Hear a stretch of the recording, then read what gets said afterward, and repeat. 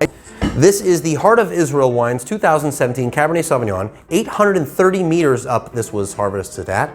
93% Cabernet Sauvignon, 7% Petit Verdot, 18 months in French oak barrels, 26 bricks at harvest. We will try to explain that later.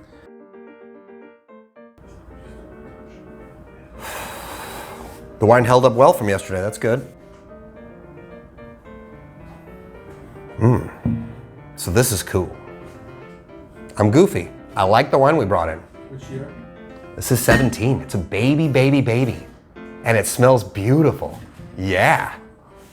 Grapes? Grapes, 93% Cabernet Sauvignon, 7% Petit Verdot. Traditional Bordeaux blend, but leaning heavy cab. Yeah. Which is an Israeli way of doing that from the Galil, but not necessarily from Benjamin. From 18 months French oak. Yeah, Baruch Hashem. They're delicious. Yeah, Baruch Hashem. We're excited about this. See, the aroma on this is just beautiful. I love this wine. I really like this wine. I'd say it's definitely at the level of the Recanati in the aroma. I would not give it like a perfect score, no. 22.5. I think I like the aroma of the Recanati maybe a little more, but it's got a great aroma. Let's see if you can delineate it to break it apart a little bit here.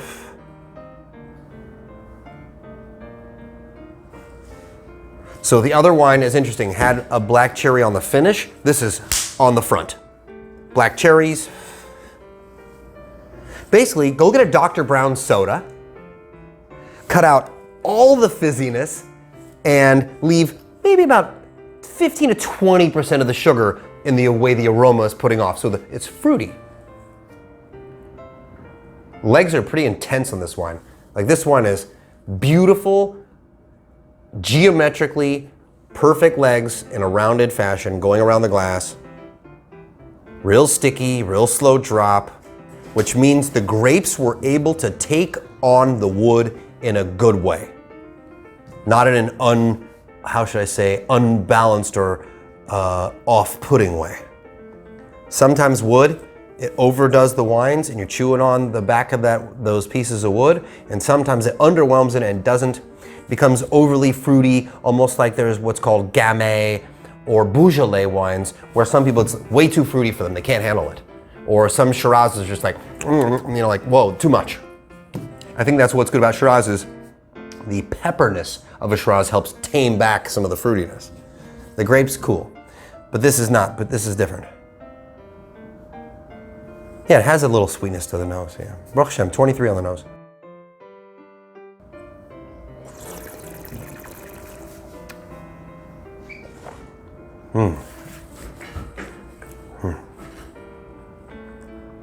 The initial attack of fruit, clean, kind on the palate. The middle part of the palate is not as good as the initial. So I said actually 22.5 on the initial nosing. I've got the same score on 22.5 on the way it comes into the mouth. The middle part of the palate of this wine, for some people, it's going to be too dry. Like the aging in the wood, this wine really should age.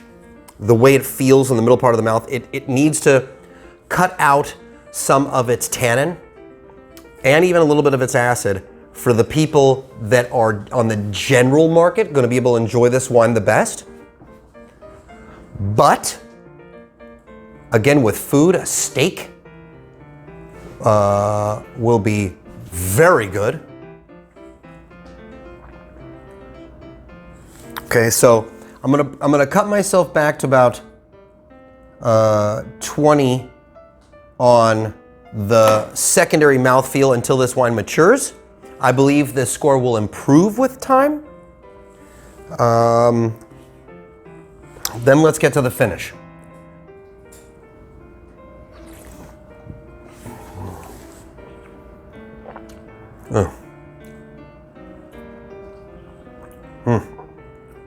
Okay, more black cherries, more subtle wood.